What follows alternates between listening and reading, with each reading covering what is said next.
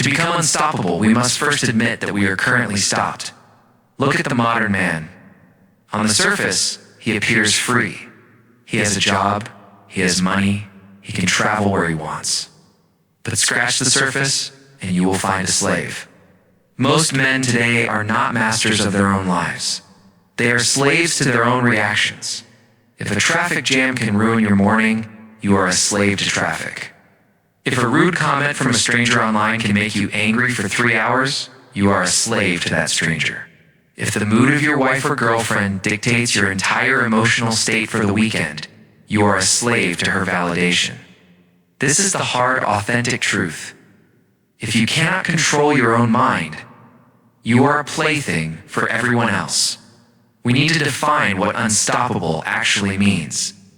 It does not mean you are the richest man in the room. It does not mean you have the biggest muscles. It means you possess a mind that cannot be hijacked. Imagine a fortress made of solid granite.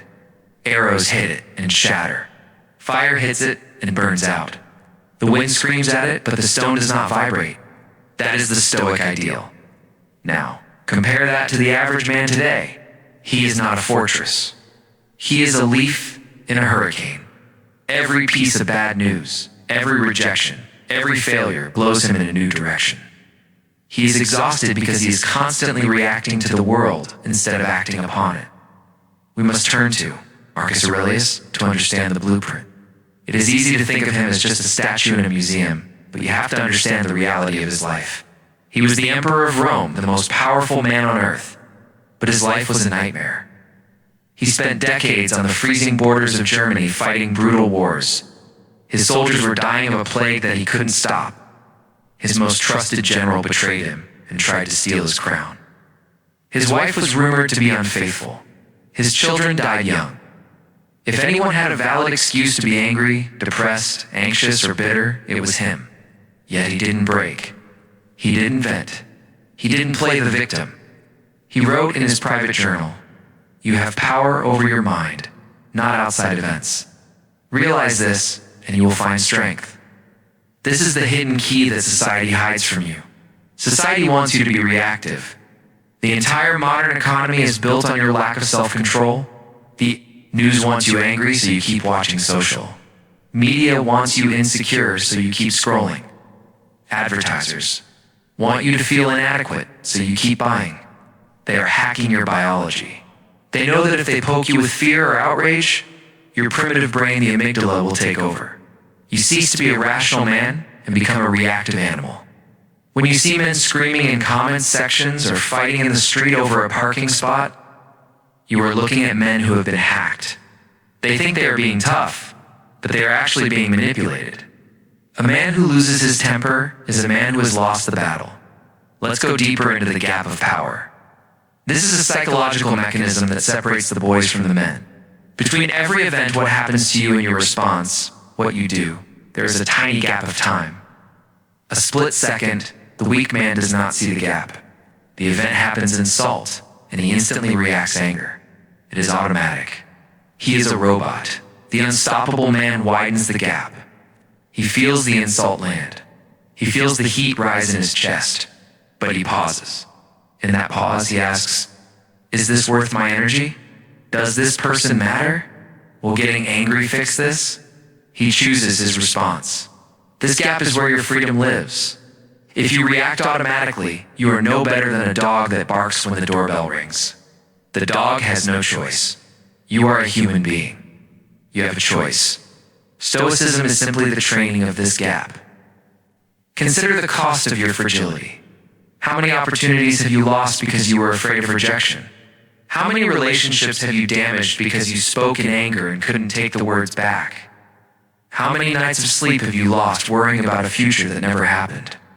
This is emotional leakage. You are a high-performance vehicle with a hole in the fuel tank. You are leaking energy everywhere, complaining about the government, stressing about the weather, arguing with idiots. No wonder you are tired. You are spending your life force on things that give you zero return on investment. We also have to confront the nice guy syndrome. Many men think that being good means never upsetting anyone. They become chameleons, changing their opinions to fit in. They are terrified of conflict. This is not virtue. This is cowardice disguised as politeness. A Stoic is not a doormat. Marcus Aurelius was kind, but he was also a warrior who led armies. Being emotionally unstoppable means you have boundaries. It means you can look someone in the eye, deliver a hard truth, and be completely okay if they dislike you for it. It means your self-respect is heavier than their opinion. The modern man is often terrified of being canceled or disliked. The Stoic man realizes that being disliked by the wrong people is actually a badge of honor. You are living in a soft age. The men of the past had to hunt, fight, and survive winters without heat. Their resilience was built by survival. You don't have those struggles, so you have to manufacture your mental armor. You have to understand that your feelings are not facts. Just because you feel scared doesn't mean you are in danger. Just because you feel offended doesn't mean you have been harmed. Your emotions are just suggestions from your biology. You are the CEO of your mind. You can choose to ignore the suggestions. Here is the authentic reality. Pain is inevitable, but suffering is a choice. You will get sick. You will lose money. People you love will die. You will age. These are facts of life. You cannot stop the waves from coming, but you can learn to surf. The unstoppable man does not pray for an easy life. He prays for a strong back. He stops asking, "Why is this happening to me?" and starts asking, "How can I use this?" This shift from victim to warrior is the first step. As we move through this series, we are going to dismantle the weak operating system you were raised with. We are going to delete the files that say, "I need everyone to like me and I can't handle this." We are going to install the software of the emperor.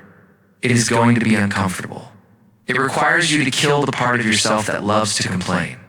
But on the other side of that death is a level of power you have never felt. You are holding the remote control. It's time to stop handing it to strangers. If you look around at the men who command it, most respect the men who seem truly unstoppably, will notice a common trait. It isn't their height, and it isn't their money. It is their silence. Weak men are loud. They broadcast every thought, every annoyance, and every minor inconvenience to the world. If they have a headache, everyone knows. If the traffic is bad, they post about it. If they are stressed, they dump that stress on their family. They are leaking vessels. They cannot hold their own pain, so they spill it onto everyone else. The Stoic man operates differently. He understands the fundamental law of power. Energy flows where attention goes. When you complain, you are giving your energy to the problem. You are feeding the beast. Marcus Aurelius gave us one of the hardest commands in all of philosophy. Never be overheard complaining, not even to yourself. Read that last part again. Not even to yourself. It is bad enough to whine to others, but it is fatal to whine to yourself. When you wake up and think, "I'm so tired, I hate this," you are poisoning your own mind before your feet even hit the floor. You are painting yourself as a victim of the morning. We live in a culture of venting. Psychology for the last 20 years has told us, let it out. Don't bottle it up. But the Stoics would argue that this is terrible advice. There is a difference between processing an emotion and vomiting an emotion. When you vent to a friend for an hour about how much you hate your boss, you are not fixing the problem. You are reliving the trauma. You are cementing the neural pathways of anger in your brain. You are practicing being a victim. You feel a temporary relief, like scratching a rash, but you have actually made the infection worse. Think about the mystery of the mountain. Why do we respect the strong, silent type?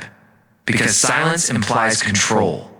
If a man is under immense pressure, maybe his business is failing, or his health is suffering, and he walks into the room with a calm face and a shut mouth. He terrifies his enemies and reassures his allies. People think he knows something we don't. Silence creates authority. On the other hand, the man who tells you all his problems within 5 minutes of meeting you is seen as weak. He is looking for a daddy. He is looking for someone to save him. Oversharing is a repellent. It kills attraction and it kills respect.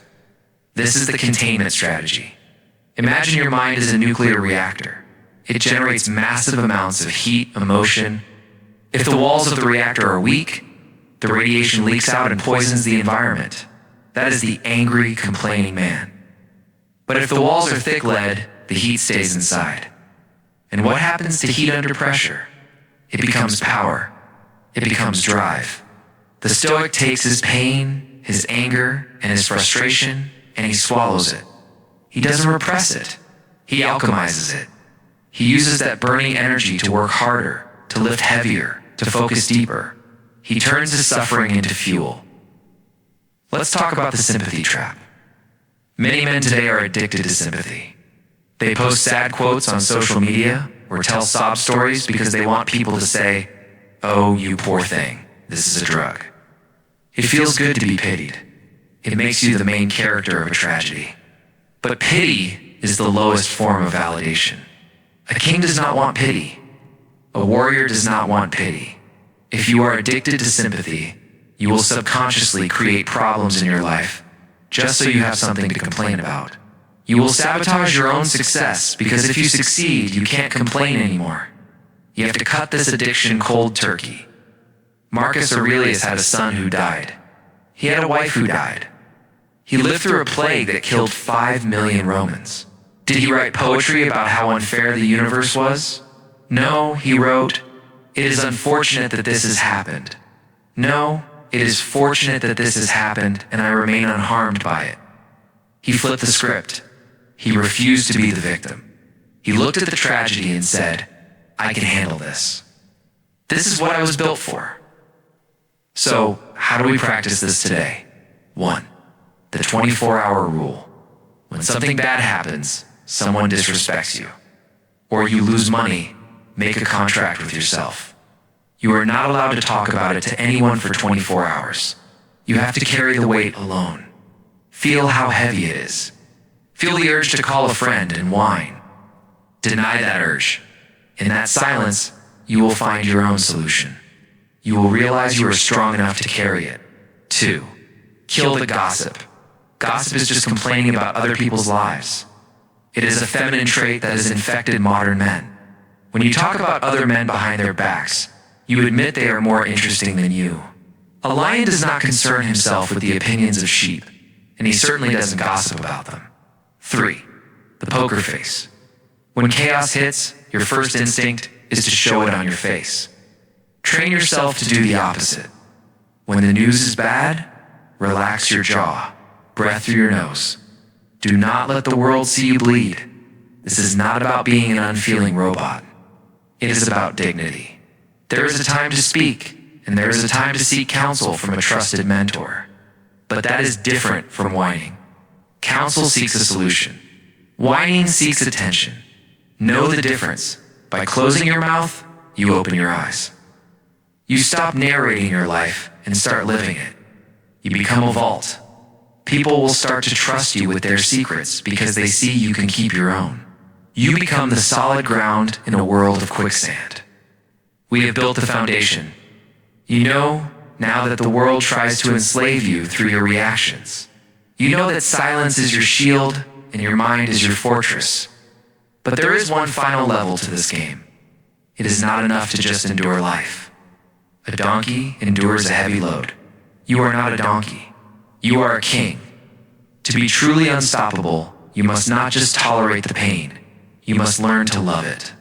This is the ultimate secret of Marcus Aurelius. It's the weapon that made him invincible, amor fati. Most men live in a state of constant resistance. They fight reality. It rains, and they wish for sun. They lose money, and they wish they hadn't. They age, and they wish to be young. This resistance creates suffering. It is like trying to stop a river with your bare hands. You will only drown. The Stoic does not fight the river. He swims with it. Marcus Aurelius said, "A blazing fire makes flame and brightness out of everything that is thrown into it." Think about that. If you are a tiny candle, the wind blows you out. But if you are a roaring bonfire, the wind makes you stronger. If you throw a log of a problem into the fire consumes it and burns hotter. This is the shift you must make today. You must become the fire. When you lose your job, good. Now I have the freedom to find a better career or start a business. When a relationship ends, good. Now I can learn to be self-reliant and find someone who actually values me. When you get injured, good. Now I can focus on training my mind while my body heals. Do you see the power in this? You become terrifying to fate.